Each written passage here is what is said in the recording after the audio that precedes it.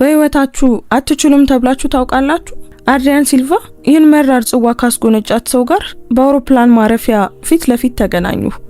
እሱ በድሎትና በትዕቢት አየር ሲንሳፈፍ፣ እሷ ግን ለቆረጠችው ትኬት እንኳን ገንዘብ የሌላት መስሎት በሰው ፊት ሊያዋርዳት ሞከረ። በጓሮኖስ አውሮፕላን ማረፊያ ቪአይፒ ተርሚናል ውስጥ ቆሞ ሳቀባት። በአሮጌው ካፖርቷ፣ በቀላል ቦርሷ፣ ባለባበሷ ተሳለቀባት። አዲሷ ሚስቱም አብራ እየሳቀች ሁሉንም ነገር በስልኳ ትቀርጽ ነበር። ነገር ግን ቲያጎ ማንዴስ የማያውቀው አንድ ሚስጥር አለ። ያረጀ ካፖርት የለበሰችው አድሪያና ከስር በቢሊዮን የሚቆጠር ሚስጥር ይዛ ነበር። ለመሆኑ በዓለም ላይ ትልቁ የሆነው 400 ሚሊዮን የሚያወጣው ጀት እንዴት እሷን ለመውሰድ ሊመጣ ቻለ? ቲያጎ የገነባው የካርታ ቤትስ እንዴት በአንድ ጀንበር ፈረሰ? ዝምታ እንዴት ኃይል እንደሚሆን የሚያሳየውን ይህን ድንቅ ታሪክ እስከ መጨረሻው ተከታተሉት። ሰላም ውድ ቤተሰቦቻችን እንደምን አላችሁ? ታሪኩን ከመጀመራችን በፊት እስኪ ከየት ሆናችሁ ይህን አስደናቂ ታሪክ እየተከታተላችሁ እንደሆነ ኮሜንት ላይ ጻፉልን። የሁላችሁንም መስማት እንፈልጋለን። ያላችሁበትን ሀገር አሊያም የከተማችሁን ስም ጻፉልን። አንዲት የደግነት ተግባር የሰውን ሕይወት ትለውጣለች ብላችሁ የምታምኑ ከሆነ አሁኑኑ ላይክ አድርጋችሁ ጀምሩት። የእናንተ አንድ ላይክ ለቻናላችን እድገት ትልቅ ዋጋ አለው። እንደዚህ አይነት አስደናቂ ታሪኮችን መስማት የምትወዱ ከሆነ ሰብስክራይብ በማድረግ ቤተሰባችንን ተቀላቀሉ። በየቀኑ የምንለቃቸው አዳዲስ ታሪኮች እንዳያመልጧችሁ የደወል ምልክቱን ተጫኑ። አሁን በቀጥታ ወደ ዛሬው ታሪካችን እንመለስ። የጓሮኖስ ዓለም አቀፍ አውሮፕላን ማረፊያ የግል ተርሚናል ባለ 5 ኮከብ ሆቴል የሚያምር አዳራሽን ይመስላል። ለስላሳ የዝሆን ጥርስ ቀለም ያለው የቆዳ ወንበሮች፣ የተወለወሉ የእንጨት ጠረጴዛዎች፣ አዲስ የተፈላ ቡናና የውጭ ሽቶ ደስ የሚል መዓዛ። ይህ ዝምታ ዋጋ የሚያስከፍልበት እያንዳንዱ ትንፋሽ የ100 ሪያል ኖቶች ሹክሹክታ የሚመስልበት ቦታ ነበር። አድሪያና ሲልቫ በአንድ ጥግ ላይ በትልቅ መስኮት አጠገብ ተቀምጣ ነበር። ጣቶቿ እየቀዘቀዘ የመጣውን የካፑቺኖ ጽዋ በጭንቀት ጨብጠዋል። ከ3 ዓመት በፊት ጥቅም ላይ ከዋሉ ልብሶች መሸጫ የገዛችውን ቀላል ጥቁር ሰማያዊ ካፖርት ለብሳለች። ቦርሷ ከተራ ጨርቅ የተሰራና ጥርዞቹ የተለበጡ ነበሩ። ሌሎቹ ሴቶች ሻኔልና ዲዮር በለበሱበት በዚህ ተርሚናል ውስጥ እሷ የማይታይ ያለፈ ህይወት መንፈስ እንደሆነች ተሰማት። እድሜዋ 34 ዓመት ነበር። ነገር ግን ያለፉት 2 ዓመታት ተኩል ነፍሷን አስረጅተውታል። እዚህ የመጣችው ያለ ምክንያት አልነበረም። ዛሬ ሁሉም ነገር የሚቀየርበት ቀን ነበር። ለ687 የእንቅልፍ አልባ ሌሊቶች የኖረችለት የምትበርበት ወይም በመጨረሻም የምትከሰከስበት ቀን ነበር። አድሪያና አውሮፕላን ትጠብቅ ነበር። ተራ በረራ ግን አልነበረም። የማንኛውም አየር መንገድ ቢዝነስ ክላስም አልነበረም። እሷ የምትጠብቀው የግል ጀት ነበር። ቢያንስ ከ3 ቀን በፊት በኢሜል የደረሳት ጥሪ የሚለው ይሄንን ነበር። ደብዳቤውን አሳትማ በቦርሷ ይዘዋለች። በየግማሽ ሰዓቱ እንዳይጠፋባት ወይም የደህንነት ሰራተኞች ድንገት መጥተው ስህተት መሆኑንና እንደሱ ያሉ ሰዎች እዚያ ቦታ እንደሌላቸው እንዳይነግሯት በመስከት ታረጋግጣለች። ከቲያጎ ማንዴስ ጋር መፋታቷ የግንኙነት ፍጻሜ ብቻ አልነበረም። ለ18 ወራት የፍርድ ቤት ችሎቶች የዘለቀ የህዝብ ውርደት ነበር። የተገናኙት ዩኤስፒ ውስጥ ነበር። እሷ በተግባራዊ ሂሳብ የተካነች የኮምፒውተር ምህንድስና ተማሪ ነበረች። እሱ ደግሞ የሚያምር ፈገግታና እንደ ኮፓካባና ፓላስ ትልቅ ምኞት ያለው የአስተዳደር ተማሪ ነበር። በጋራ ኖቫቴክ ብራዚል የተባለውን ኩባንያ መስርተዋል። ይህም የአድሪያና ልዩ የትንበያ ትንተና አልጎሪዝም ሶፍትዌር ውጤት ነበር። እሷ የፕሮጀክቱ አእምሮ፣ መሐንዲሷና የጠቅላላው ስርዓት ነፍስ ነበረች። ቲያጎ ባለሀብቶችን የሚያማልል፣ በጉባኤዎች ላይ የሚናገር፣ በቴክኖሎጂ መጽሔቶች ላይ ቃለ መጠይቅን የሚሰጥ፣ የሷን ስራ እንደ ራሱ ድንቅ ሐሳብ አድርጎ የሚያቀርብ ቆንጆ ፊት ነበር። አድሪያና ስለምትወደውና እንደ አንድ ቡድን ስለምታምን ዝም ትል ነበር። ከዚያም ካሚላ ሮቻ መጣች። በቪላ ማዳሌና ውድ ምግብ ቤቶች ውስጥ የመስታወት ሳህን ላይ ያለ ፎቶ በማንሳት ለኑሮ የምትሰፋ ወጣት ዲጂታል ኢንፍሉዌንሰር። ቲያጎ እሷ የሚገባው አዲስ ስሪት እንደሆነች ወሰነ። ፍቺው ጨካኝ ነበር። እሷ በገነባችው የኩባንያ ገንዘብ የተከፈላቸው የሱ ጠበቆች አድሪያን እንደ ተንኮለኛና ማህበራዊ ግንኙነት የማይመቻት ሰራተኛ አድርጎ አቀረቧት። የሱ አልጎሪዝም ለስኬቱ ከሚያስፈልጋት በርካታ ክፍሎች አንዱ ብቻ እንደሆነና እውነተኛ ዋጋ ያለው በቲያጎ የንግድ እይታና ማርኬቲንግ ውስጥ እንደሆነ ተከራከሩ። በመጨረሻም እሱ ኩባንያውን በአልፓቪል የሚገኘውን የፎቅ ላይ መኖሪያ፣ የውጭ ሀገር መኪናዎችን፣ ግንኙነቶችንና ዝናውን ወሰደ። አድሪያና መጠነኛ የገንዘብ ካሳና ከዓመታት በፊት በስሟ ያስመዘገበችውን የሙከራ የፈጠራ መብት ተቀበለች። ይህ ከዋናው አልጎሪዝም የወጣ የጎንዮሽ ፕሮጀክት ነበር። የቲያጎ ጠበቆች በትምህርት ደረጃ የሚስብ ቢሆንም በኢኮኖሚ ግን ፋይዳ የሌለው ነው ብለው ጠርተውታል። እንደ ጠረጴዛ ፍርፋሪ በርህራሄ እንድትይዘው ፈቀዱላት። አድሪያና የመጨረሻ ገንዘቧን በኦምብሬትሮ ውስጥ ባለ 1 ክፍል ጠባብ ቤት ለመከራየት ተጠቀመችበት። አሳንሰር በሌለው 4ኛ ፎቅ ላይ ያለች ትንሽዬ ክፍል ናት። የቀረው ገንዘብ ለክላውድ ሰርቨርና ለማያልቅ የፕሮግራሚንግ ሌሊቶች አዋለችው። ፓስታ ትበላለች፣ ርካሽ ቡናም ትጠጣለች እና አይኖቿ እስኪቃጠሉ ድረስ ኮድ ታደርጋለች። እናም ያ ፋይዳ የሌለው የፈጠራ መብት ምንም እንኳን የማይጠቅም ቢመስልም ቁልፉ እሱ ሆኖ ተገኘ። ቲያጎ ኖቫቴክ ብራዚልን በሚያብረቀርቁ ግን ደግሞ ባዶ ፕሮጀክቶች ሲያጠፋት፣ አድሪያና በጠባብ ክፍሏ ውስጥ ያንን ብቸኛ የፈጠራ መብት ወደ አብዮታዊ ነገር ለወጠችው። ከአመድ ላይ አዲስ ኩባንያን ፈጠረች። ኤሪስ ሲስተምስ ብራዚል አለችው። የመጨረሻው ቡና ጽዋን በጨረሰችበትና ወይ እንደምትበር ወይም እንደምትሞት በተሰማት አንድ ሌሊት የመረጠችው ስም ነበር።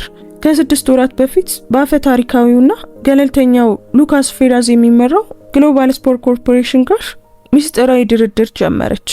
እነሱ ፍላጎት ብቻ አልነበራቸውም፣ ተደንቀው ነበር። አዲስ የመድረክ ስርዓቷ ለ10 ዓመታት ኢንዱስትሪውን ሲያሰቃይ የነበረውን ዓለም አቀፍ የሎጂስቲክ ችግር ሊፈታ የሚችል ነበር። ስምምነቱ እጅግ በጣም ትልቅ ነበር። ህይወቷን የሚቀይርና በብራዚል የቴክኖሎጂ ኢንዱስትሪ ውስጥ ተደማጭነት ካላቸው ሰዎች አንዷ የሚያደርጋት ግዢ ነበር። ዛሬ ግሎባል ስፌር ኮርፖሬሽን የመጨረሻ ሰነዶችን የምትፈርምበት ሳኦ ፖሎ ውስጥ እንድትመጣ አውሮፕላን ይልክላታል። በሆዷ ውስጥ ያለው ፍርሃት እውነተኛ ነበር። ይህ በእውነት የሆነ ነው። ከፍቺው 2 ዓመት በፊት ከሞተው አባቷ የተሰጣትን ቀላል የእጅ ሰዓቷን ተመለከተች እና ትንሽ ለብ ያለ ውሃ ጠጣች። መጠበቅ ብቻ። ያንን አውሮፕላን መሳፈር ብቻ ነበር የሚጠበቅባት። ራሷን ለማረጋጋት ሞከረች። በጭንቅላቷ ውስጥ ያለውን የቲያጎን ድምጽ ዝም ለማሰኘት በመሞከር አይኖቿን ላፍታ ጨፈነች። ያለሱ እሷ ምንም እንዳልሆነች አሁንም የሚንሾካሾከው ድምጽ ልክ በዚህ ሰዓት ሰማችሁ። ኦ እዚህ የመጣው ማን እንደሆነ ተመልከቱ ብቻ። አድሪያና አይኖቿን በአንድ ጊዜ ገለጠች። ደሟ በደም ስሮቿ ውስጥ ቀዘቀዘ። ከ3 ሜትር ርቀት ላይ ቲያጎ ማንዴስ ቆሞ ነበር። በሚያብረቀርቁ የሉዊ vuitton ሻንጣዎች ተከቧል። እንደ ሁልጊዜው ምናልባትም ከወራዊ ኪራዩ የበለጠ ዋጋ ባለው በልክ የተሰፋ የጣሊያን ሱፍ ለብሷል። በሚያበሳጭ ሁኔታ ቆንጆ ይመስላል። ያንን ትዕቢተኛና የማይገባውን በራስ መተማመን ያንጸባርቃል። ጸጉሩ በትክክል ተስተካክሏል። ፈገግታው ብሩህና አዳኝ ነበር። በእጁ ላይ ደግሞ ካሚላ ተንጠልጥላለች። የቫሌንሲያጋ ሮዝ ስፖርታዊ ልብስ ለብሳለች። ከንፈሮቿ እስከማይቻል ድረስ ተከፍተዋል እና ትላልቅ ባዶ አይኖቿ በተርሚናል ውስጥ በከፍተኛ ሰልችነት ስሜት ይቅበዘበዛሉ። አድሪያና በደመ ነፍስ ራሷን ለመደበቅ በወንበሩ ላይ ለመቅለጥ ፈለገች። የውርደት ሙቀት በአንገቷ ላይ ወጣ። በትክክል እዚህ፣ በትክክል አሁን። ቲያጎ ወደሷ ቀረበ። ካሚላ እንደ ውድ መለዋወጫ ተከተለችው። ልክ ከወንበሯ ፊት ለፊት ቆመ። ከታች ወደ ላይ እንድታየው አስገደዳት። አድሪ አለ ቃሉን እየሳበ። ድምፁ በትዕቢታዊ ደስታ ይንጠባጠባል። መገረሜን መደበቅ አልችልም። ይህ ተርሚናል ለቪአይፒ እንግዶች ብቻ ነው። በስህተት ወደ ተራው ተርሚናል በሚወስደው መንገድ ላይ ጠፍተሽ እንዳይሆን። ካሚላ ስስና ቀጭን የሆነ የሳቅ ድምፅ አወጣች። የኔ ፍቅር እባክህ ክፉ አትሁን። ምናልባት አሁን በጽዳት ስራ ላይ ተሰማርታ ይሆናል። ክቡር ስራ እኮ ነው። አድሪያና እጆቿን በጉልበቷ ላይ በጡጫ ጨበጠች። ለነሱ የደስታ ምላሽ ለመስጠት ፈቃደኛ አልሆነችም። ዝም ብላ ተመለከተችው። ልቧ እንደታሰረ እንስሳ በደረቷ ውስጥ በኃይል ቢመታም ፊቷ ግን ምንም አይነት ስሜትን አያሳይም ነበር። ቲያጎ በንቀት ተነፈሰና እንደማትድን በሽተኛ ራሱን ወዘወዘ። ሁሉ ጊዜም ዝምተኛ ትንሽ አይጥ ነሽ አይደል? ራስሽን ተመልከቺ አድሪያና። እነዛው ደባሪ ልብሶች ከኔ ከተለየሽ ጀምሮ ህይወት በእርግጥም አልተንከባከበችሽም። ወደሷ ጠጋለ። ድምጹን ዝቅ አድርጎ ግን ሌሎች እንዲሰሙት በሚያስችል ድምጽ እንዲህ አለ። አሁንም በኦምብሬትሮ ውስጥ ባለው በዛ ጎስቋላ ቤት ውስጥ ነው አይደል የምትኖሪው? በጉግል ስትሪት ቪው ላይ ፎቶዎችን አይቻለሁ። በጣም የሚመች ይመስላል። እያበሳጫት ነበር። ሁልጊዜም እሱ ጉልበተኛ ነበር፣ ሌሎችን በማዋረድ ብቻ ትልቅ እንደሆነ የሚሰማው ሰው። እሷ ደግሞ ሁልጊዜም ምርጥ ሰለባው ነበረች። እኛ አለ ራሱንና ካሚላን በቲያትር መልክ እየጠቆመ፣ ወደ አስፐን እየበረርን ነው። ከባለ ሀብቶቻችን የተሰጠን ትንሽ ስጦታ ነው። ኖቫቴክ ትልቅ የገንዘብ ድጋፍ አግኝቷል። በትልቅ ግኝት ዋዜማ ላይ ነን። በእርግጠኝነት ስለሱ አንብበሽ መሆን አለበት። አድሪያና አላነበበችም። የምትከታተለው ብቸኛው ዜና የኖቫቴክ አክሲዮኖች በዝምታ መውደቃቸውን የሚያመለክት ነበር። የህዝብ መዝገቦች ኩባንያው ገንዘብን እንደሚያባክን፣ እሷ የገነባችውን እምነት እያጣ እንደሆነና ምንም አይነት አዲስ ነገር እንደማያመርት ያሳዩ ነበር። ቲያጎ ሻጭ እንጂ ፈጣሪ አልነበረም። ባዶ ነገርም ይሸጥ ነበር። ከግንኙነቶቿ እንደምታውቀው እያከበረ ሳይሆን በከፍተኛ ሁኔታ ካፒታል እየፈለገ እንደነበረ ነው። እሱ እንደ ሁልጊዜው ይዋሻል። እናንተም በትርኢት መደሰትን ቀጥለሃል። ወደ ጓሉሮስ ለምን መጣሽ? ከአዲስ ፍቅረኛ ጋር እየሸሸሽ ነው እንዴ? በመጨረሻም የሚፈልግሽ ሰው ተገኘ ማለት ነው? ልገምት፣ የአንድ ክልል የሽያጭ ስራ አስኪያጅ ወይም የጥርስ ሐኪም ነው። ድምፁን ከፍ አድርጎ ሳቀ። ጎረቤት ጠረጴዛ ላይ ሻኔል የለበሰችው ሴት ቀና ብላ እስክታይ ድረስ ሳቀ። በእውነት አድሪያና አለ በድምፁ ውስጥ የውሸት ርህራሄን እያሳየ። ይህም ቅሬታን ፈጠረባት። የእውነት እዚህ ምን እያደረግሽ ነው? አንቺ እኮ ለዚህ ቦታ አትመጥኝም። አውቶቡስ እየጠበቅሽ ነው እንዴ? የተሳሳተ ህንፃ ላይ ነው የመጣሽው ውዴ። እሱና ካሚላ አብረው ሳቁ። ያ ሳቅ በቅዠት ውስጥ የሚከተላት የተጋራ ክህደት ሳቅ ነበር። አድሪያና እጆቿን ተመለከተች። በቀኝ አመልካች ጣቷ ላይ ያለው የጥፍር ቀለም ከሌሊት ፕሮግራሚንግ በኋላ ተላልጧል። በጥልቀት ተነፈሰች። እሱ እንዲሰብራት ለመፍቀድ በጣም ርቃ መታለች። እዚህ አይደለም፣ ዛሬም አይደለም። ቀና ብላ አይኖቹን በእርጋታ ተመለከተች። ስትናገር ድምጿ ዝምተኛ ቢሆንም እንደ ደውል ድምጽ ነበር፣ ግልጽ። አውሮፕላን እየጠበቅኩ ነው ቲያጎ። የቲያጎ ቅንድቦች ወደ ላይ ተሰቀሉ። ምን አይነት አውሮፕላን? በተራ በረራ አንደኛ ክፍል እንኳን መክፈል አትችም፣ ይቅርና እዚህ ቦታ። የኔ ፍቅር አለች ካሚላ እጁን እየሳበች። ከሷ ጋር ማውራትን አቁም። የውድቀት ምስኪን ጀርሞች ልብስ ላይ ይተላለፉብሃል። ና ሻምፓኝ ጠጣ። አሁን እንሄዳለን ልዕልቴ አለ ቲያጎ እጁን እየዳበሰ። ነገር ግን አይኑ አሁንም አድሪያን ላይ ተተክሏል። እሷ ለመሰበሯን ሊቀበለው አልቻለም። ዝም ብሎ ጉጉት ነው፣ ልክ እንደ ተፈጥሯዊ ዘጋቢ ፊልም። የተተወቹ የቀድሞ ሚስት ወደ መጠጫው ቦታ ለመመለስ ትሞክራለች። አድሪያና ተነሳች። ቁመቷ 1 ሜትር ከ65 ሲሆን ቲያጎ ይበልጣታል። ነገር ግን ስትቆም ክብሯን በከፊል መለሰች። ተራ የጨርቅ ቦርሷን አነሳች። የጧት አንጓዎች በኃይል ከመጨበጧ የተነሳ ነጭ ሆኑ። መሄድ አለበት ቲያጎ፣ ሻምፓይን እየጠበቀህ ነው። ኦ እንዴት አይነት ሴት ሆንሽ ባክሽ፣ ጠንካራ ሲል አፌዘ። ባልሽ በነበርኩበት ጊዜ ይህ ባሪሽ የት ሄዶ ነው? አዎ አስታውሳለሁ። አልነበረሽም። ምድር ቤት ውስጥ ያለሽ የኮድ ዝንጀሮ ነበርሽ። ያንን ኩባንያ እኔ ነኝ የገነባሁት አድሪያና፣ እኔ ነኝ የገነባሁት። አንቺ ዝም ብለሽ ከግርጌ የምትጻፊ ማስታወሻ ነበርሽ። የግርጌ ማስታወሻ ደገመችው። ቃሉ ባፏ ውስጥ የመራራነት ጣዕም ነበረው። በትክክል። አሁን ደግሞ ይቅርታ ካደረግሽልን አለ ካሚላን እንደገና በክንዷ እየያዘ። ለበረራችን መዘጋጀት አለብን። የኛ ጀት በጣም ቆንጆ ናት። ሴስና ሳይቴሽን ላቲቲዩድ ሙሉ በሙሉ አዲስ ናት። ካሚላን ይዞ መሄድ ጀመረ። ነገር ግን ቆም ብሎ በትከሻው ላይ የመጨረሻ እይታውን ወረወረ። የመጨረሻው ጩቤ። በእውነት ያሳዝናል። ብዙ አቅም ነበረሽ። ነገር ግን ለአንድ ነገር እንድትበቂ እኔ ያስፈልግሽ ነበር። አሁን ደግሞ ራስሽን ተመልከቺ። እጁን ወደ ተርሚናሉ አመለከተ። ከአንበሶች ጋር ለመጫወት የምትሞክር አይጥ ነሽ። አሳዛኝ ነው፣ በእውነት አሳዛኝ ነው። ጀርባውን ሰጥቷት ሄደ። ሳቁ ያስተጋባል። አድሪያና እንደገና ወንበሩ ላይ ተዘረረች። እግሮቿ ይንቀጠቀጡ ነበር። ጭካኔው በጣም የታወቀ በጣም ትክክለኛ ነበር። የት እንደሚመታ ያውቃል። ለአንድ አስከፊ ቅስፈት አመነችው። ራሷን ትንሽ ዋጋ ቢስ እሱ እንደጠራት የግርጌ ማስታወሻ ሆና ተሰማት። የቲያጎ ቃላት ህመም ወደ ኋላ መለሳት። ለመጀመሪያ ጊዜ ወደ ተገናኙበት ወደ ዩኤስፒ ዝናባማ የኮምፒውተር ክፍል መለሳት። እሷ ስለ ኒውራል ኔትወርኮቹ ስብስብ ስራ ውስጥ የተጠመቀች የድህረ ምረቃ ተማሪ ነበረች። እሱ መላውን ዩኒቨርሲቲ በውበቱና በሚያምር ፈገግታው የሚያማልል የአስተዳደር ተማሪ ነበር። ወደ እሱ የቀረበው እንደ ምህንድስና ባልደረቦቿ ባለ በራስ መተማመን ማጣት ሳይሆን በተረጋጋና በሰለጠነ ፍላጎት ነበር። ይህ ሁሉ እንዲሰራ የምታደርጊው አንቺ እንደሆንሽ ሰምቻለሁ አላት፣ ስክሪኑን የሞላውን ኮድ እየጠቆመ። ሙሉ በሙሉ አልተሳሳተም ነበር። አድሪያና የምትኖረው በንጹህ አመክንዮ ዓለም ውስጥ ነበር። ኮድ ግጥም በሆነበትና አልጎሪዝም ከፖርቹጋልኛ ቋንቋ በበለጠ አቀላጥፋ የምትናገርበት ቋንቋ በሆነበት ዓለም ውስጥ ቲያጎ እንደደረሰችበት የሚኖረው በዝግጅቶች፣ በግንኙነቶች መረብና በትረካዎች ዓለም ውስጥ ነበር። የሷን ስራ አልተረዳም፣ በእውነት አልተረዳውም። ነገር ግን ዋጋውን ወዲያውኑ ተረድቶታል። እኛ ቡድን ነን አድሪ ይል ነበር ያኔ፣ አይኑ አሁንም ታማኝ በነበረበት ጊዜ። አንቺ ደግሞ ሞተሩ ነሽ፣ እኔ መሪው፣ አብረን ሩቅ እንጓዛለን። እናም ሩቅ ተጓዙ። ኖቫቴክን ለመመስረት የማስተርስ ትምህርቷን አቋረጠች። ወላጆቿ ተጨንቀው ነበር። ነገር ግን ቲያጎ በጣም አሳማኝ ነበር። በሲቪል ጋብቻ በጣም ቀላል በሆነ ሁኔታ ተጋቡ።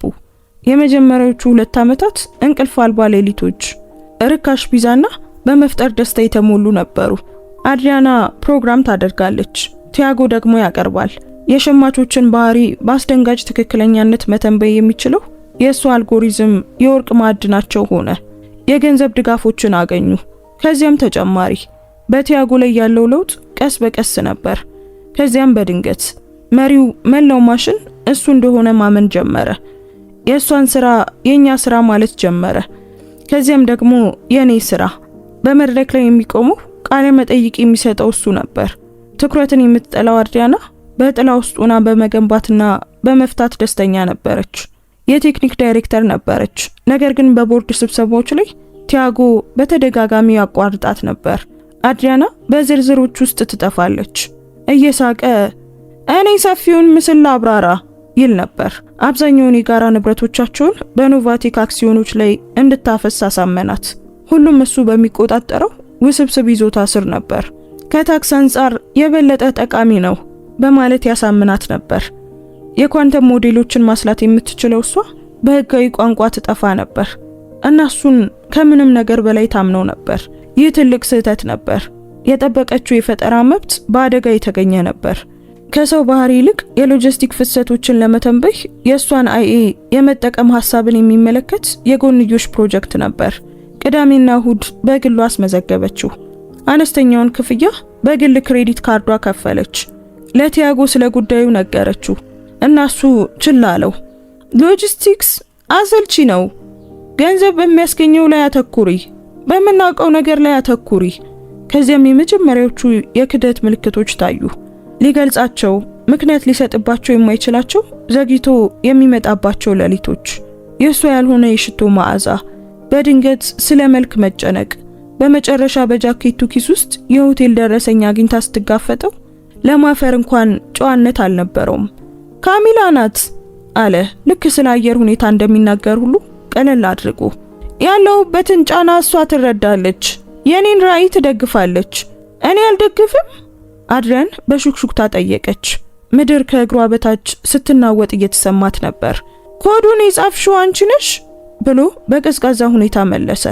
እናም ያስደናቂው ባል ጭንብል ወደቀ። በስሩ አንድ ቀዝቃዛና ጨካኝ ሰው ነበር። ኮድ ሊተካ ይችላል፣ እኔ ግን አልተካም።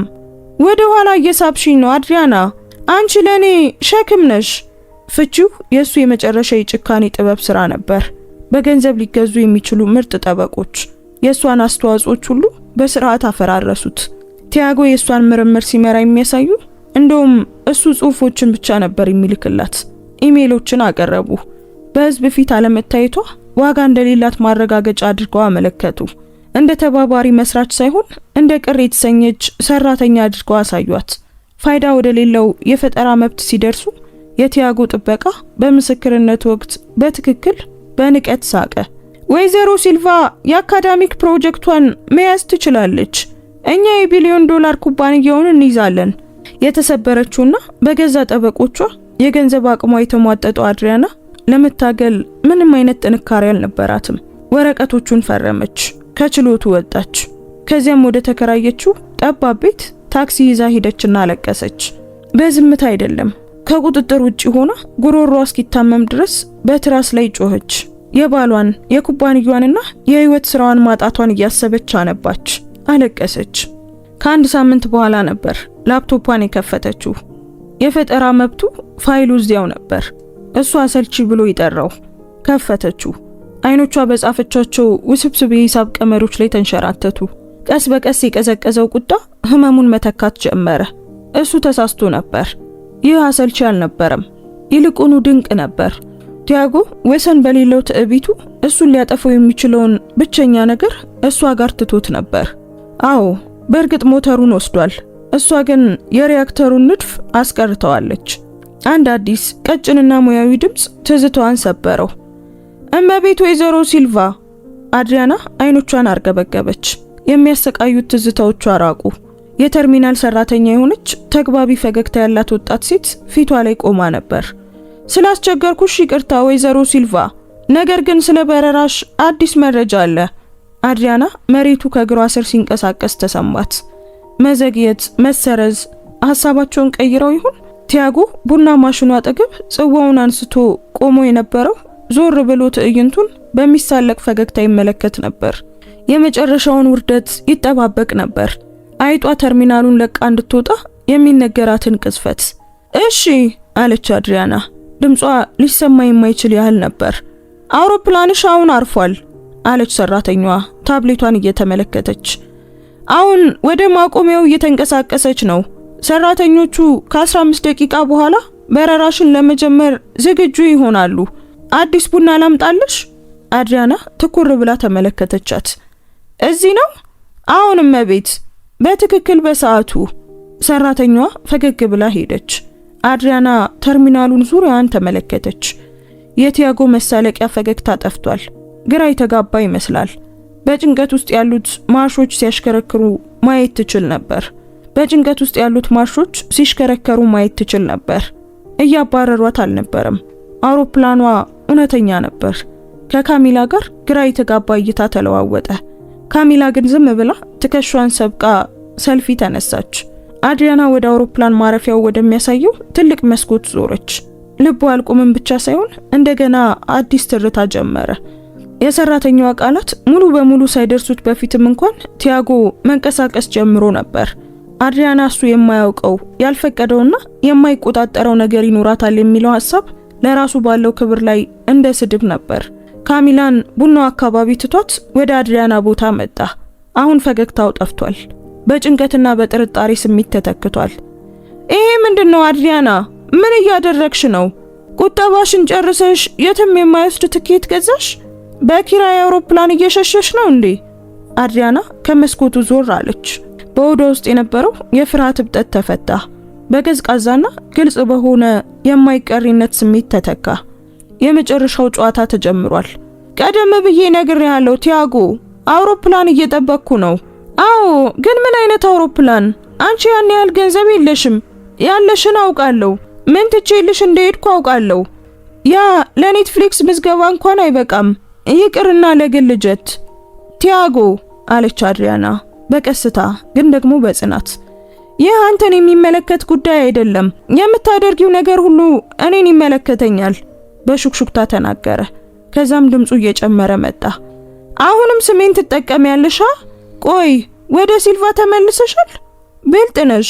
የማንዴስን ስም ማበላሸት ያሳዝን ነበር። ካሚላ የኔ ፍቅር ብላ ጠራችው በሾለ ጫማዋ ድምጽ እያሰማች። ለምንድነው የዘገየኸው? አብራሪዎቻችን መጥተዋል፣ እየጠበቁን ነው ስትል ስልኳ ላይ ያለውን መልእክት አሳየችው። ሳይቴሽን ለመነሳት ዝግጁ ነው። ቲያጎ ሰዓቱን ተመለከተ። ከዚያም እንደገና ወደ አድሪያና አየ። ይህንን እንቆቅልሽ ሳይፈታና የበላይነቱን ሳያረጋግጥ መሄድ አልቻለም። ምን አይነት አቋም ነው አላት፣ እርሷን ሊያስገርማት እንደሚፈልገው ሁሉ። በክፍሉ ምርጡ ነው፣ እርግጠኛ ነኝ ያንቺ አውሮፕላን። እጆቹን በአየሩ ላይ እንደ ጥቅስ ምልክት አደረገ። በጣም ምቹ ይሆናል። ፕሮፔለር አለው እንዴ? ትንሽ የኦቾሎኒ ከረጢት ይሰጡሻል? ብሎ ሳቀ። ያ እሷ የምትጠላው ሳቅ ነበር። በጠበቃው ቢሮ የተጠቀመበት ያው ሳቅ። መኝታ ቤት ውስጥ እሷ ደካማ መሆኗን ሲነግራት የሳቀው ሳቅ። ትኩረቷን ለመሳብና እሷን አሳፋሪ ትዕይንት ውስጥ ለማስገባት የታቀደ የተሰላና ጠንካራ ሳቅ ነበር። እናም ሰራ። እስከዚያ ድረስ ጥንዶቹ በትህትና ችላ ብለው የነበሩት ሌሎች የተርሚናል እንግዶች አሁን ማየት ጀመሩ። ውድ ልብስ የለበሰ ወንድና የባሌንሲያጋ ልብስ የለበሰች ወጣት ሴት ሰማያዊ ካፖርት የለበሰች ቀላል ሴት ላይ ሲሳለቁ አዩ። ታሪኩ በራሱ ይጻፍ ነበር። እሷ ግልጽ የሆነች ድሃ የቀድሞ ሚስት የእርዳታ ጉዳይ ነበረች። እያት ካሚላ አለ ቲያጎ፣ ሁሉም እንዲሰሙት በራሱ ተማምኖ። ፊቷ ቀላ፣ አፈረች። ችግር የለውም አድሪያና፣ ሁላችንም እናውቃለን።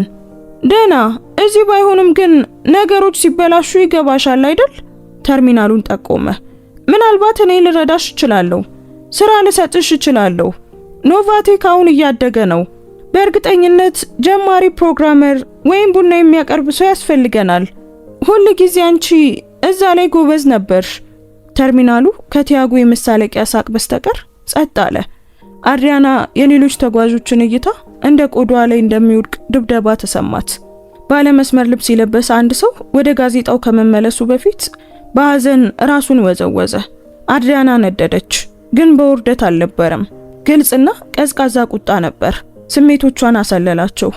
የአየር ማናፈሻው ዝምተኛ ድምጽ፣ የካሚላ ስልክ እየቀረጸ የሚያሰማው ለስላሳ ድምጽ እና በሩቅ አንድ ጀት በአውሮፕላን ማረፊያው ሲንቀሳቀስ የሚያሰማውን ድምጽ ትሰማ ነበር። እንደገና ቆመች። አቋሟ እንደ ብረት ዘንግ ቀጥ ያለ ነበር። በአንድ ነገር ላይ እውነት አለ ቲያጎ አለች። ድምጿ ዝምታውን ሰበረው። የቲያጎ ፈገግታ ሰፋ። በምኑ ላይ? ጥሩ ቡና ታፈያለሽ ያልከው። የራሷን ጽዋ አነሳች። ግን እኔ በሂሳብ ጎበዝ ነኝ፣ አንተ ደግሞ ሁልጊዜም በዛ ላይ ደካማ ነበርክ። የቲያጎ ፊት ተሸበሸበ። ይህ ምን ማለት ነው? ማለትማ ትናንሽ ጽሑፎችን ማንበብ ነበረብህ። በትምህርት ወቅት ትኩረት መስጠት ነበረብህ። ቤቱን፣ ገንዘቡንና ኩባንያውን ወስደሃል፣ ቅርፊቱን ወስደሃል ቲያጎ። ነገር ግን ሁሉም ነገር እንዲሰራ የሚያደርገውን ብቸኛ ነገር ረስተሃል። ትኩር ብሎ ተመለከታት። ሳቁ በጉሮሮ ላይ ቀዘቀዘ። ስለምን እያወራች እንደሆነ ምንም አልገባውም ነበር። ትቢቱ አይኑን ጋርዶት ነበር። በእውነት ራሱን እንደ ድንቅ አይምሮ ባለቤት ይቆጥር ነበር። አንቺ አሳዛኝ ነሽ ሲል በመጨረሻ ተነፈሰ። ወደ አሮጌ ስድቦቹ ተመለሰ። የቅዠት ዓለም ውስጥ ነሽ። እዚህ ተቀምጠሻል። ምናልባትም ከምታሽኮረምሚው አብራሪ ባገኘሽው የነፃ መግቢያ ስለ ንግድ ትምህርት ትሰጭኛለሽ። ቀልደኛ ነሽ በጣም አድሪያና። ባልና ሚስት በነበርን ጊዜም ቀልደኛ ነበርሽ። አሁን ደግሞ የባሰ ቀልደኛ ሆነሻል። ቲያጎ እንሂድ አለች ካሚላ እጁን እየሳበች። ግርግር እየፈጠርክ ነው። አሁን ደግሞ አያምርብህም። አዎ። ቲያጎ ወደፊት ጠጋለ። ፊቱ ከፊቷ ጥቂት ሴንቲሜትር ብቻ ይርቅ ነበር። ሁልጊዜም ማንም ሆነሽ ትቀሪያለሽ። እኔ አስፐን ውስጥ ሚሊዮነር የሚያደርገኝን ስምምነት ስፈርም አንቺ እዚህ ተቀምጠሽ ትንሽ የፕሮፔለር አውሮፕላንሽን ትጠብቂያለሽ። ይህንን ቅስፈት አስታውሺ። ለጋስ ልትሆኚ የምትችይበትና እንዲህ መሆንን የመረጥሽበት ቅስፈት ነው። ጀርባውን ሰጣት። የመጨረሻው የማዋረድ ድርጊት ነበር። እሱና ካሚላ ወደ አውሮፕላን ማረፊያው ወደሚወስደው በር አመሩ። ሻንጣዎቻቸው ከኋላቸው በዝምታ ይንሸራተታሉ። አድሪያና ዝም ብላ ቆማ ሲሄዱ ተመለከተች። የተርሚናሉ እይታ በእሷ ላይ እንደሆነ ተሰማት። በዚህ ቅስፈት እሱ እንደጠራት አይነት ነበረች።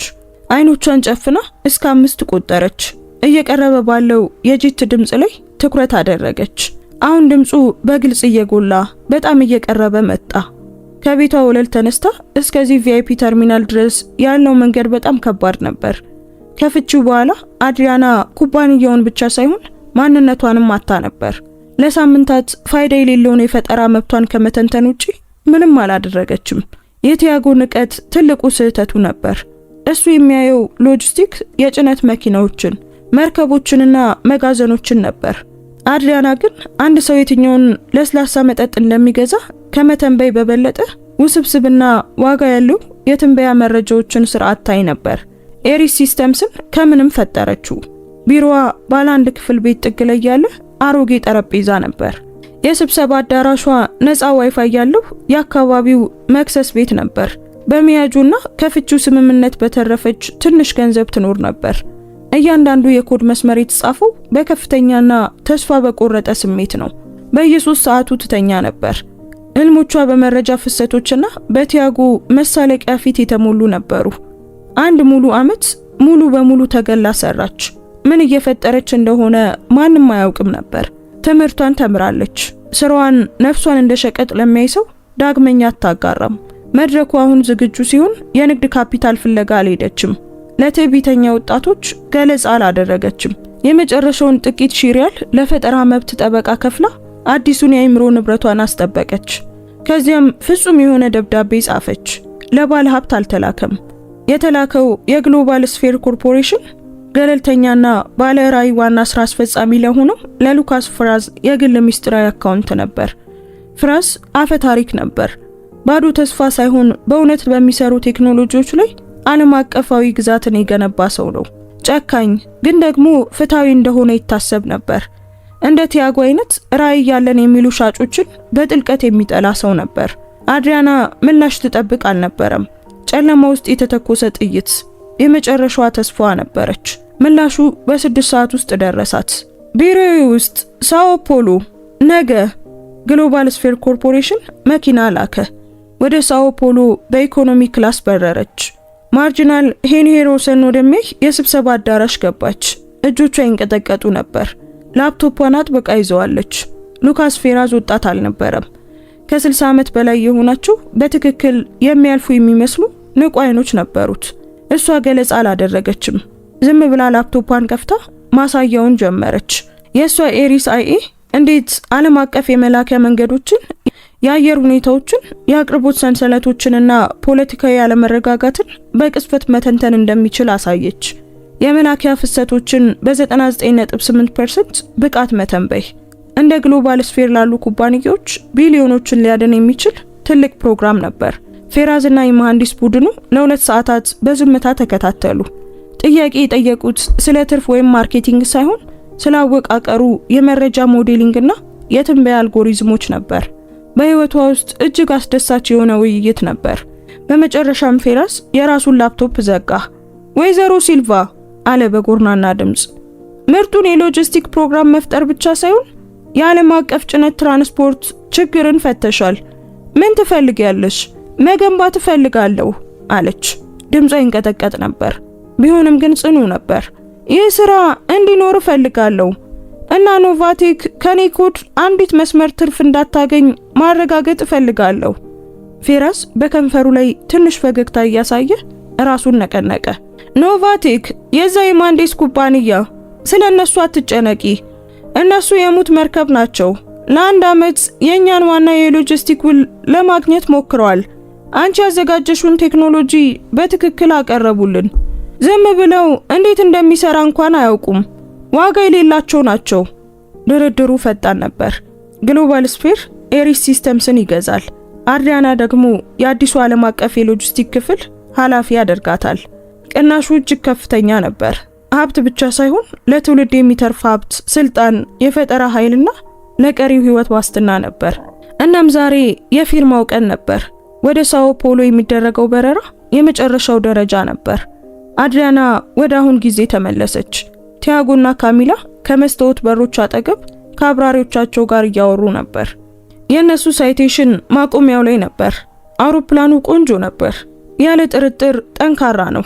ነገር ግን ለሷ ብላ አሁን ካረፈችው አውሮፕላን አጠገብ ነበር። አድሪያና እይቷ ከሳይቴሽኑ አልፎ መላውን አውሮፕላን ማረፊያ ጸጥ ወዳደረገው ማሽን እንዲንሸራተት ፈቀደች። ድንቅ ነበረች። አውሮፕላን ብቻ ሳይሆን መልእክትም ነበረች። ገልፍ ስትሪም G700 በዓለም ላይ ትልቁ ፈጣኑና ረጅም ርቀት የሚጓዘው የንግድ ጀት። አካሏ በሚያብረቀርቅ ነጭ ቀለም ተሸፍኗል። በጭሯ ላይ የተገጠሙት 2 ሞተሮች እንደ ኃይለኛ ግስላ ትከሻዎች ይመስላሉ። የግሎባል ስፌር ኮርፖሬሽን አርማ በሚያምር ሁኔታ የተቀረጸ ኮከብ በቋሚው ስታብላይዘር ላይ በሚያምር ሁኔታ ተስሏል። ከሱ አጠገብ ሳይቴሽኑ የልጅ መጫወቻ ይመስል ነበር። የጎልፍ ስትሪም ዋና በር ድምጽ አሰምቶ ተከፈተ። የሚያብረቀርቅ የአልሙኒየም ደረጃ ተዘርግቶ አስፋልቱን በለስላሳ ድምጽ ነካው። እንከን የሌለበት ጥቁር ዩኒፎርም የለበሱ 2 አብራሪዎች ወጡ። ከኋላቸው በጥንቃቄ የተሰፋ ግራጫ ልብስ የለበሰች የበረራ አስተናጋጅ ተከተለች። ከአውሮፕላናቸው አጠገብ የቆሙት ቲያጎና ካሚላ ድምጻቸው ጠፋ። ወደ ጄቱ አፍጥጠው ተመለከቱ። አምላኬ ሆይ አለች ካሚላ። ድምጿ በጸጥታው አውሮፕላን ማረፊያ ውስጥ አስተጋባ። ይህ ለማን ነው? ካርዴሽያኖች ከሚያበሩት ይበልጣል። ቲያጎ ዝም አለ። ፊቱ በግርምትና በቅናት ጭንብል ተሸፍኗል። አውሮፕላኖችን ያውቃል። የአውሮፕላን ማለት ምን ማለት እንደሆነ በትክክል ይረዳል። በመቶ ሚሊዮኖች የሚቆጠር ሪያል ዋጋ፣ ንጹህ እና ገደብ የለሽ ስልጣን፣ በሚሊዮነሮችና በሀገር መሪዎች የሚመረጥ የመጓጓዣ ዘዴ። በተርሚናል ውስጥ ሰራተኛዋ እንደገና ወደ አድሪያና ቀረበች። ወይዘሮ ሲልቫ የሚያጅቡሽ ሰዎች መጥተዋል። አድሪያና ዞር አለች። ከፊት ለፊት መግቢያ በኩል ያወቀችው ሰው ገባ። የሉካስ ፍራዝ ዋና ረዳት የሆነው ስታይነር የተባለ ግዙፍ ስዊዘርላንዳዊ በትክክል የተሰፋ ጥቁር ልብስ ለብሷል። ስሜቱ ቁጥብ ግን ጥልቅ ነበር።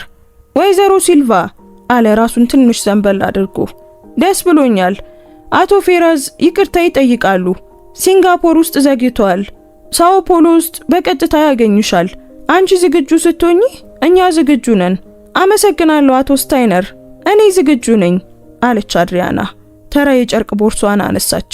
አቶ ስታይነር ወደ አውሮፕላን ማረፊያ ወደሚወስዱት የመስታወት በሮች ጠቆመ። ካንቺ በኋላ አድሪያና ከፊት መራመድ ጀመረች። መላው ተርሚናል ይመለከታት ነበር። ጋዜጣ የያዘው ሰው ጋዜጣውን ሙሉ በሙሉ አወረደ።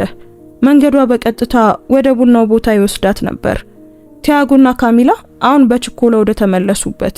ፊታቸው የፍጹም አለማመን መግለጫ ነበር። ቲያጎ የአብራሪውን ክንድ ያዘ። ስህተት ተፈጥሯል። የአውሮፕላን ለማን ነው? አብራሪው ትከሻውን ሰበቀ። ምንም ስህተት የለም አቶ ማንዴስ። ያ የግሎባል ስፔር ኮርፖሬሽን መሪ አውሮፕላን ነው። የመጣው ደግሞ ለወይዘሮ አድሪያና ሲልቫ ነው። የቲያጎ ራስ ተወዛወዘ። አፉ ተከፈተ፣ ግን ምንም ድምፅ አላወጣም። ደም ከፊቱ ላይ ጠፋ። ልክ እንደ ኖራ ነጭ ሆነ። ካሚላ በቲያጎና በአድሪያና መካከል ወዲያ ወዲህ ትመለከት ነበር። አድሪያና ሲልቫ የኔ ፍቅር ምን እየሆነ ነው? ይህ ሊሆን አይችልም። እሷ እኮ ማንም ናት። አድሪያና አልቆመችም። በቡናው ቦታ አፍጥተው በሚመለከቱት በቼኪን ሰራተኞች አጠገብ አለፈች። አቶ ስታይነር በሩን ከፈተላት። ስታልፍ ከቲያጎ ጥቂት እርምጃዎች ብቻ ትርቅ ነበር። እሱ ይንቀጠቀጥ ነበር። ትዕቢተኛ ገጽታው ሙሉ በሙሉ ፈርሷል። አድሪያና ሲል በሹክሹክታ ተንተባተበ። ምንድነው ይሄ? ቀልድ ነው? እዚህ ከማን ጋር ነሽ? ምን አደረግሽ? አድሪያና ለጥቂት ጊዜ እጇን በበሩ ላይ አሳረፈች። እሱን የተመለከተችው በቁጣም ሆነ በርህራሄ አልነበረም። የከሸፈ ሙከራን በሚመረምር ሳይንቲስት ቀዝቃዛና ራቅ ባለ እይታ ነበር። ቀደም ብዬ ነግሬሃለሁ ቲያጎ፣ ሁልጊዜም በሂሳብ ደካማ ነበርክ። ሙሉን ቀመር ያስክ መስሎ ነበር። ስለምን እያወራሽ ነው? በተስፋ መቁረጥ በሹክሹክታ ጠየቀ። ኖቫቴክን ወስደሃል፣ ስሙን ወስደሃል፣ ቢሮዎቹንም ወስደሃል። ነገር ግን ሁሉም ነገር እንዲሰራ የሚያደርገው አልጎሪዝም፣ የኔ አልጎሪዝም ጥበቃ ነበረው። ቲያጎ፣ ለጥንቃቄ ብዬ የገባሁት የኋላ በር ነበር። አንተና ውድ ጠበቆችህ በጭራሽ ያላገኛችሁት። የቲያጎ አይኖች በከፍተኛ ድንጋጤ ፈጠጡ። ምን አደረግሽ? ምንም አላደረኩም አለች አድሪያና በተረጋጋ ሁኔታ። ኮዱ ዝም ብሎ ጊዜው አለፈ። ዋናው መክኒው ያለኔ የጥገና ቁልፍ ከ2 ዓመት በኋላ እንዲበሰብስና ፋይዳ ቢስ እንዲሆን ተደርጎ የተቀረጸ ነበር። ይህ የሆነው እስኪ ላስብ። ጣቷን አገጯ ላይ አሳረፈች። ከ6 ወራት በፊት አካባቢ ነው። በትክክል አክሲዮኖች መውደቅ ሲጀምሩ፣ በትክክል ግሎባል ስፌር ኮርፖሬሽን የውል ጥያቄውን ሲያነሳ፣ በሙት መርከቦች ላይ ኢንቨስት ማድረግ አይወዱም። የፌራዝን ቃላት ተጠቀመች። ሁኔታው ቲያጎን እንደ አካላዊ ድብደባ መታው። ጉዳዩ እሷ ስኬታማ መሆኗ ብቻ አልነበረም። ለሱ ውድቀት ምክንያቷ እሷ ነበረች። ኩባንያው ላይ ችግር አልነበረም፣ ባዶ ቅርፊት ብቻ ነበር። እሷ ደግሞ ቁልፉን ይዘዋለች። ወደ አስበን እየበረረ ያለው ለአዲስ የገንዘብ ድጋፍ አልነበረም። እዚያ ያለው በኪራይ ሳይቴሽን ለትንሽ ባለሀብት ደሞዝ መክፈያ ብድር ለመለመን ነበር። እሱም ውድቅ ይደረጋል። ወድሟል። አንቺ ሲል ተነፈሰ። ድምጿ አቅመ ቢስ በሆነ ጥላቻ ተሞልቶ ነበር። ካሚላ ዝም ብላ አፏን ከፍታ ትመለከተው ነበር። አድሪያና ለቲያጎ ስድብ ምላሽ በመስጠት ክብሯን ዝቅ አላደረገችም። ዝም ብላ ከሱ ራቀችና የጨርቅ ቦርሷን በትከሿ ላይ አደረገች። አቶ ስታይነር አለች በተረጋጋ ሁኔታ፣ አሁን መሄድ እፈልጋለሁ። የምፈርመው ውል አለኝ። በእርግጥ ወይዘሮ ሲልቫ። አቶ ስታይነር ወደ በሩ መራት። የኖቬምበር ቀዝቃዛ አየር ፊቷን ነካው። የክሮሲንና የነጻነት ሽታ ነበረው። አድሪያና ወደ አውሮፕላን ማረፊያው ወጣች። ከእግሯ ስር ያለው መሬት የጸና ይመስል ነበር። የጂ700 ረዳት ሞተር ዝምተኛ ድምፅ እስካሁን ከሰማቻቸው ድምጾች ሁሉ በጣም የሚያምር ነበር። የወደፊት ህይወቷ ድምጽ ነበር። አቶ ስታይነር ከጎኗ ሆኖ በአውሮፕላን ማረፊያው ላይ ተራመዱ። የበረራ አስተናጋጇ በደረጃው ስር ፈገግ ብላ ትጠብቅ ነበር። እንኳን ደህና መጡ ወይዘሮ ሲልቫ።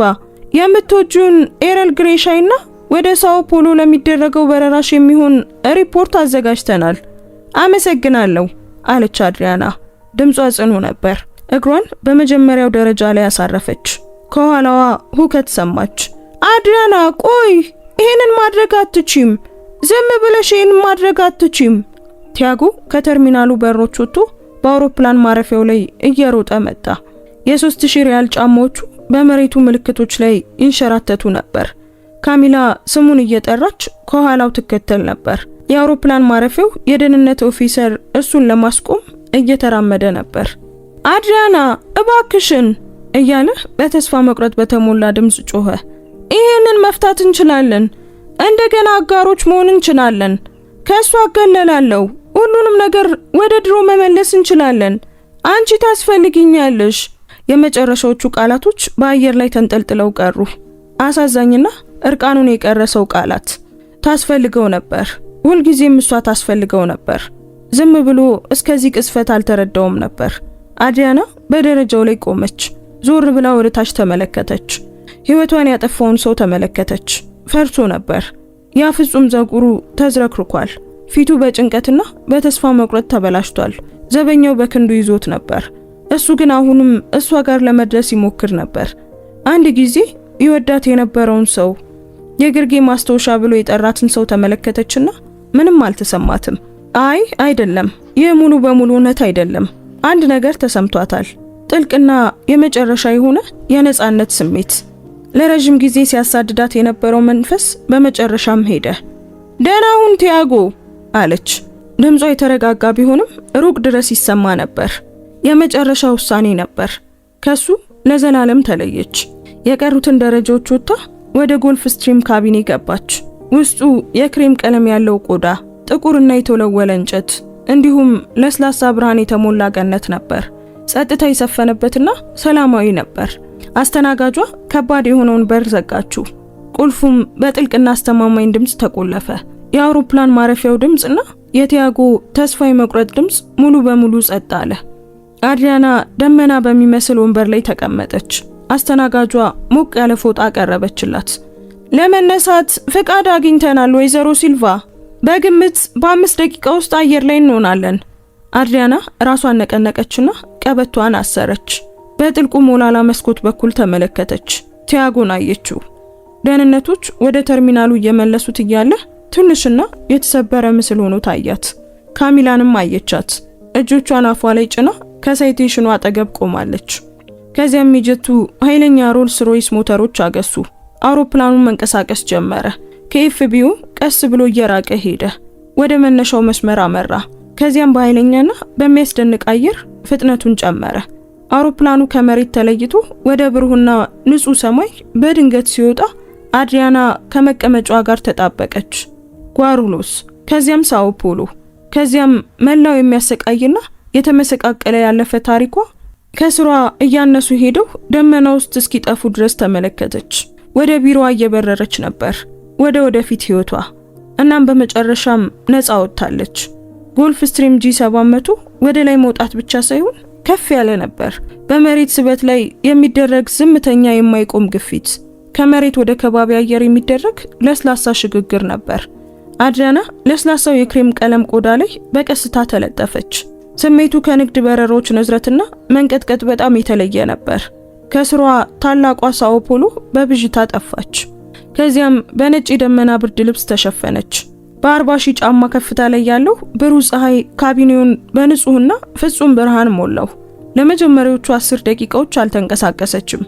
የልብ ትርቷ ቀስ እያለ ሲረጋጋ ዝም ብላ በመስኮት ትመለከት ነበር። የቲያጎ ፊት ምስል የነጣ የፈራና በገዛ ጩኸቱ የተዛባው ምስል በትዝታዋ ውስጥ በማይጠፋ ሁኔታ ታተመ። ከፍተኛ የድል ደስታ ወይም የሚያሰክር የበቀል ስሜት ይሰማኛል ብላ ጠብቃ ነበር። በምትኩ ግን የሰማችው ዝምታን ነበር። እስረኛ በነበረበትና መቆለፉን እንኳን በማያውቀው ክፍል ውስጥ ከባድ የብረት በር ከጀርባው ድምፅ አሰምቶ ሲዘጋ እንደሚሰማው አይነት ጥልቅ ዝምታ ነበር። ወይዘሮ ሲልቫ! አድሪያና ዞር አለች። አስተናጋጇ ለስላሳ ስዊዘርላንዳዊ ቅላጼ ያላት ጨዋ ሴት ፈገግ ትል ነበር። የሚጠጣ ነገር ላቅርብልሽ? ዶም ፕሬኞ 2800 በረዶ ውስጥ አለን፣ ወይም ደግሞ የጠየቅሽውን ሻይ ላዘጋጅልሽ እችላለሁ።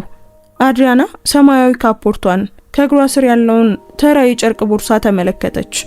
ሻዩ በጣም ደስ ይላል፣ አመሰግናለሁ ካሪም አለች፣ የአስተናጋጇን ስም መታወቂያዋ ላይ እያነበበች። ካፍታ ቆይታ በኋላ አቶ ስታይነር ከፊት ካቢኔ መጣ። የሚያምር የቆዳ ቦርሳ ይዞ ነበር። ፊቷ ላይ ተቀመጠ። እሱ ዝም ብሎ ተራ ወሬ የሚያወራ ሰው አልነበረም። ጥሩ አነሳስ ነበር ሲል በሙያዊ ድምጽ ገለጸና በጠረጴዛው ላይ ቦርሳውን አስቀመጠ። አቶ ፊራዝ በበረራ ወቅት መግለጫ እንድሰጥሽ ጠይቆኛል። ተዘጋጅተሽ እንድትደርሺ የተሻለ ሆኖ አግኝቶታል። በትክክል ለምን ነገር ነው የምትዘጋጀው ስትል ጠየቀች። አድሪያና ከካሪም የተቀበለችውን የሚያምር የሸክላ ጽዋ እያያዘች ለአዲሱ ሚናሽ ስፋት ሲል መለሰ ስታይነር። ቦርሳውን መታ መታ አደረገው። ይህ ተራ ግዢ አይደለም ወይዘሮ ሲልቫ፣ ይህ የድርጅት መዋቅር ለውጥ ነው። ግሎባል ስፔር ኮርፖሬሽን ኤሪስ ሲስተምስን መግዛት ብቻ አይደለም፣ መላውን ዓለም አቀፍ የሎጂስቲክ ክፍላችንን የገነባ ነው በሱና ባንቺ ዙሪያ ነው። ቦርሳውን ከፈተው። የመጀመሪያው ገጽ የድርጅቱን መዋቅር ያሳይ ነበር። ከላይ በቀላል 4 ማዕዘን ውስጥ የሉካስ ፌራስ ስም ነበር። በቀጥታ ከሱ በታች አዲስ ሳጥን አለ፣ ግሎባል ስፌር ሎጂስቲክ ዲቪዥን። በዚያ ሳጥን ውስጥ ደግሞ አንድ ስም ብቻ ነበር፣ አድሪያና ሲልቫ ዳይሬክተር። አድሪያና ትንፋሿን ዋጠች። ይህ የመካከለኛ አመራር ቦታ አልነበረም፣ ወይም ደግሞ አንድ ቡድንን መምራት ብቻ አልነበረም። ሰንጠረዡ በ3 አህጉራት በርሊን፣ ሲንጋፖርና ሎስ አንጀለስ ያሉ ወደ 500 የሚጠጉ ሰራተኞችን ከነገ ጠዋት 9 ሰዓት ጀምሮ ለሷ ሪፖርት እንደሚያደርጉ ያሳያል። ተጀመረ። አእምሯ በፍጥነት ይሰራ ነበር። ይህ ከጠበቅኩት በላይ በጣም ሰፊ ነው። አቶ ፌራዝ ምንም ነገር በግማሽ አያደርግም አለ ስታይነር ፊቱን ሳይቀያየር። ያለፈ ስራሽን አይገዛም፣ በወደፊት አቅምሽ ላይ ኢንቨስት ያደርጋል። የተስማማሽበት የገንዘብ ክፍያ በእርግጥ የተረጋገጠ ነው። ነገር ግን ይህ ቦርሳውን ጠቆመ። ይህ እውነተኛ ስራ ነው። ገጹን ገለበጠው። የበጀት እቅድ ነበር። ቁጥሮቹ በጣም ትልቅ ከመሆናቸው የተነሳ የጽህፈት ስህተት ያለ ይመስል ነበር። የምርምርና የልማት በጀት ብቻ የኖቫቲክ አጠቃላይ ዋጋን ይበልጥ ነበር። የመጀመሪያው መመሪያሽ ሲል ቀጠለ ስታይነር፣ የኤሪስ መድረክሽን አሁን ካለን መሰረተ ልማት ጋር ማዋሃድ ነው። አቶ ፌራዝ ሙሉ የሰርቨር ዘመናዊነትን አጽድቋል። ሙሉ ስልጣን አለሽ። ቡድኑን፣ መሳሪያዎቹንና የጊዜ ሰሌዳውን ትመርጫለሽ። ስርዓቱ በ6 ወራት ውስጥ ሙሉ በሙሉ መስራት አለበት። የዳይሬክተሮች ቦርድ እድገትሽን ይከታተላል። አድሪያና ወደ ኋላ ተደገፈች። የሻዩ ሙቀት ወደ ቀዘቀዙት እጆቿ ዘለቀ። በውስጧ ብልጭ ብሎ የነበረው ፍርሃት በሚታወቅ የንቃት ስሜት ተተካ። ይህ የማይቻል ቀመር ወይም መፍትሄ የሚፈልግ ውስብስብ ችግር ሲያጋጥማት ሁል ጊዜ የሚሰማት ስሜት ነበር። አልፈራችም። እሷ ስራ ተጠምታ ነበር።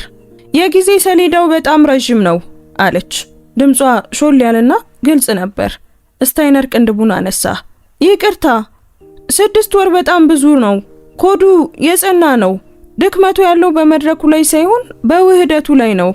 እዚህ የተጠቀሰውን በጀት ካገኘውና ሙሉ የአስተዳደር ፍቃድ ካለኝ ዋናውን ስርዓት በ90 ቀናት ውስጥ አዋህጄ መልቀቅ እችላለሁ። ከአመቱ መጨረሻ በፊት የቤታ ሙከራዎችን መጀመር እንችላለን። ሆኖም ግን ከሳይበር ደህንነት ክፍላችሁ ተመርጠው ኮዱን ሰብረው ለመግባት የሚሞክሩ የቀይ ቡድን አባላት ያስፈልጉኛል። ስታይነር ለረጅም ጊዜ ዝም ብሎ ተመለከታት። ያ የጨዋነትና የሙያ ጭንብል ላፍታ በቅንነት ለተሞላ የአክብሮት ስሜት ቦታውን ሰጠ። ተረድቻለሁ አለ በቀስታ። አቶ ፌራዝ ስላንቺ ልክ ነበር፣ ስለ ቡድኑ ደግሞ አለች አድሪያና የግል ፋይሎችን እየገለበጠች። እነዚህን በበርሊንና በሲንጋፖር ያሉ የክፍል ዳይሬክተሮች የሎጂስቲክ ልማዳቸው በአሮጌ ሞዴሎች ላይ የተመሰረተ ነው። ተቃውሞ ያሳያሉ። በመጀመሪያ ወደ በርሊን ከዚያም ወደ ሲንጋፖር መብረር አለብኝ። ከመሐንዲሶቼ ጋር በቦታው መገኘት አለብኝ። የቪዲዮ ስብሰባ ብቻ በቂ አይደለም። አቶ ፌራዝ ይህንንም አስቦበታል ሲል ስታይነር ትንሽ ፈገግ እያለ መለሰ። G700 በእጅሽ ነው ዳይሬክተር። የጊዜ ሰሌዳሽ በእኔ ቢሮ ይተባበራል። ዳይሬክተር የሚለው ስም እንደ ከባድና የሚጨበጥ ነገር ተሰማት። እውነተኛ ነበር። የቀረው የ2 ሰዓት በረራ በተጠናከረ ስራ አለፈ። ካሪም የተቀቀለ የባህር ምግብና ሬሴቶ ምሳ መጣችላት። አድሪያንም ውስብስብ የመረጃ ፍሰት ገብታ እየተመለከተች በላች። በአንድ የሀገር ውስጥ በረራ ውስጥ ከቀድሞ ሚስትነት ወደ ዋና ስራ አስፈጻሚነት ተለወጠች። በመጨረሻ ቦርሳውን ስትዘጋው ፀሐይ እየጠለቀች ሰማዩን በሐምራዊና በብርቱካናማ ቀለሞች ትቀባው ነበር። ቲያጎን ሙሉ በሙሉ ረስተው ነበር። በሳኦ ፖሎ የሀገር ውስጥ ሰዓት ከሌሊቱ 4 ሰዓት በኋላ አረፉ። አስተራረፉ እንዳነሳሱ ሁሉ ለስላሳ ነበር። አድሪያና በመስኮት ስትመለከት የከተማዋ መብራቶች በፔንሄሮስ ወንዝ ጥቁር ገጽ ዙሪያ ያበሩ ነበር። ተርሚናል አልነበረም። ጄቱ ጸጥ ወዳለ የግል ማቆሚያ አመራ። እዚያ ጥቁር መርሴዲስ ማይባይክ ኤስ ክላስ ይጠብቅ ነበር። የሞተሩ ድምጽ በቀስታ ይሰማል። አቶ ፌራዝ በዋናው መስሪያ ቤት እየጠበቀሽ ነው አለ ስታይነር ከአውሮፕላኑ ደረጃ ጀምሮ አጅቧት በቀጥታ ወደ መኪናው የኋላ ወንበር እየመራት። አየሩ ቀዝቃዛ፣ ንጹህና በሳኦ ፖሎ ካፊያ ምክንያት ትንሽ እርጥበት ያለው ነበር። ጉዞ በዝምታ አለፈ። አድሪያና ያቺ ግዙፍ ከተማ ስታልፍ ትመለከት ነበር። በመቀመጫው ኪስ ውስጥ የነበረው ታብሌት ዓለም አቀፍ ዜናዎችን ያሳይ ነበር። በፎልሃ ዳ ሳኦ ፖሎ ላይ የወጣ አንድ ርዕስ ትኩረቷን ሳበው። የኖቫቴክ አክሲዮኖች በከፍተኛ ሁኔታ እየወደቁ ነው። ማንዴስ በእምነት ማጣት ቀውስ ውስጥ ነው። ተጫነችው። ጽሑፉ አጭርና ጨካኝ ነበር። በአንድ ቀን ውስጥ የ68% ውድቀት ካጋጠመው በኋላ የአክሲዮን ግብይት ተቋርጧል። ከግሎባል ስፌር ኮርፖሬሽን ጋር ሊደረግ የነበረው ትልቅ ውል መቋረጡንና በስርዓቱ ላይ የደረሰውን ከፍተኛ ውድቀት የኩባንያው ዋጋን አጥፍቶታል። ተንታኞች ከዓመታት በፊት ኩባንያውን ለቃ በወጣችው ተባባሪ መስራች አድሪያን ሲልቫ ተፈጥሯል ተብሎ ስለሚታመነው የኩባንያው ዋና ቴክኖሎጂ ለረጅም ጊዜ የተረሱ ጥያቄዎችን እያነሱ ነው። ዋና ስራ አስፈጻሚው ቲያጎ ማንዴስ አስተያየት ለመስጠት አልተገኘም። አድሪያና ታብሌቱን አጠፋች። ተፈጸመ። ቀመሩ ተመጣጠነ። ምንም አይነት ደስታ አልነበረም። ዝምተኛ አመክናዊ ፍጻሜ ብቻ ነበር። የግሎባል ስፌር ዋና መስሪያ ቤት በፋሪያ ሊማ ላይ የሚገኝ ከጥቁር መስታወትና ከብረት የተሰራ ሾል ያለ ፎቅ ነበር። ህንጻው ስልጣንን ያንጸባርቃል። ወደ መቀበያ አልወሰዷትም። በቀጥታ ወደ መጨረሻው ፎቅ ወሰዷት። ቢሮ በጣም ግዙፍ፣ ከድንጋይና ከመስታወት የተሰራ ከተማዋን በሙሉ የሚያሳይ ነበር።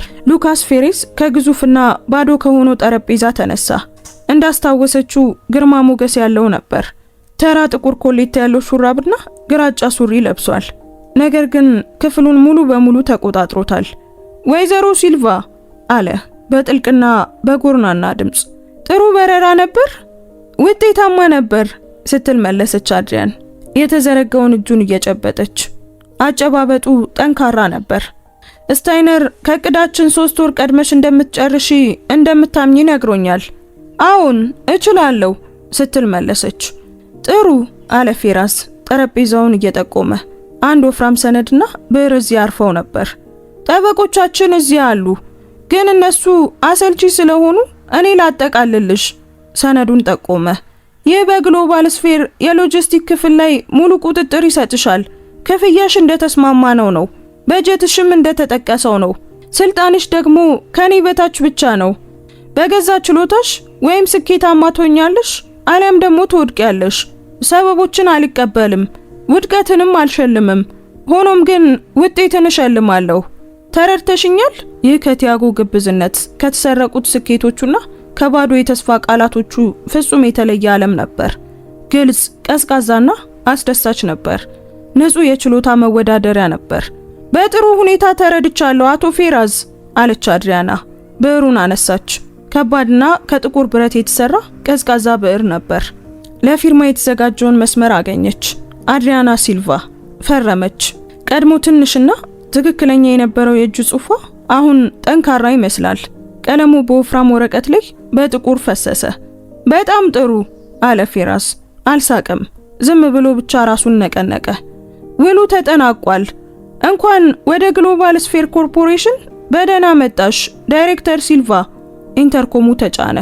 ስታይነር ዳይሬክተር ሲልቫን ወደ መኖሪያ ክፍሏ ውሰዳት። ነገ ጠዋት 3 ሰዓት ላይ የልብስ ሰፊያችንን እንድታገኝ አድርግ። በመጀመሪያ ስብሰባዋ ላይ መገኘት እፈልጋለሁ። እሺ ጌታዬ አለ ስታይነር። ወደ አድሪያና ዞረ። በዚህ በኩል ዳይሬክተር። አድሪያና ከኋላው ስትወጣ በበሩ አጠገብ ቆመችና በጥቁር መስታወቱ ላይ ነጸብራቋን አየች። ያረጀ ሰማያዊ ካፖርት የለበሰች፣ ጸጉሯን ዝም ብላ ወደ ኋላ ያሰረች፣ በድካም የነጣ ፊት ያላት ሴት አየች። ነገር ግን አይኖቿ የተለዩ ነበሩ። የተሳሉ፣ ትኩረት ያደረጉና ሙሉ በሙሉ ከፍርሃት የጸዱ ነበሩ። ፌራስ ሳይዞር ለመጨረሻ ጊዜ ተናገረ። ኦ ዳይሬክተር ሲልቫ። አቤት አቶ ፌራስ። ያ ካፖርት አቃጢው። አንቺ የግርጌ ማስታወሻ አይደለሽም። አንቺ መጽሐፉን የምትጽፊው ሰው ነሽ። አድሪያና ራሷን ነቀነቀች። ለመጀመሪያ ጊዜ ቁርጠኝነት የተሞላበት ትንሽ ፈገግታ በከንፈሮቿ ላይ ታየ። እሺ አደርገዋለሁ። ከቢሮው ወጣች። ከባድ በሮች ከኋላዋ ተዘጉ። በአዲስ ህይወት ፊት ሳይሆን በመጨረሻም ሙሉ በሙሉ በራሷ በተረከበችው ህይወት ፊት ቆመች። ስራው ገና መጀመሩ ነበር። የአድሪያና ታሪክ ስለ ጄቱ ብቻ አይደለም፣ ስለ ዝምቷም ጭምር ነው። ስለ ዝምተኛው ስራዋ፣ ስለ ዝምተኛው ህመምና ማንም በማያዩበት ጊዜ ስለሚመጣው ዝምተኛ ጥንካሬ ነው። ስኬት በምታሰማው ጩኸት ወይም በምትፈልገው ዝና ላይ እንደማይመሰረት አረጋግጣለች። ይልቁኑ ስኬት በሚገነቡት መሰረቶች ላይ ይመሰረታል። ዓለምና በውስጡ ያሉ ሰዎች እናንተ የግርጌ ማስታወሻ ናችሁ ሊሏችሁ ይችላሉ። በእናንተና በትናንሽ አውሮፕላናችሁ ሊስቁባችሁም ይችላሉ። ነገር ግን ወደፊት እናንተ ልክ እንደ አድሪያን የራሳችሁን ተርሚናል የመገንባት ድፍረት ያላችሁ ሰዎች ናችሁ። ስለ አድሪያን ድንቅ መመለስ ምን ታስባላችሁ? እውነተኛ ተሰጥኦና ጠንካራ ስራ በመጨረሻም ድል እንደሚያስገኙ ታምናላችሁ? እስኪ እናንተ ይህንን ታሪክ በጨረሳችሁበት ሰዓት ስንት ሰዓት እንደሆነ ኮሜንት ላይ ጻፉልን። ውድ ቤተሰቦቻችን የዛሬውን ታሪካችንን እንዴት አገኛችሁት? ወደዳችሁት? ምንስ ተማራችሁበት? ኮሜንት ላይ ሐሳብ አስተያየታችሁን ጻፉልን። አንዲት የደግነት ተግባር የሰውን ህይወት ትቀይራለች ብላችሁ የምታምኑ ከሆነ ላይክ እና ሼር አድርጉት። ታሪኩ ለብዙ ሰዎች እንዲደርስና ብዙዎች እንዲማሩበት ያደርጋል። እንደዚህ አይነት ድንቅ የሆኑ ታሪኮችን መስማት የምትወዱ ከሆነ ደግሞ ሰብስክራይብ በማድረግ ቤተሰባችንን ተቀላቀሉ። በየቀኑ የምንለቃቸው አዳዲስ ታሪኮች እንዳያመልጧችሁ የደወል ምልክቱን ተጫኑ። እናመሰግናለን። እንወዳችኋለን። ቸር ቆዩን።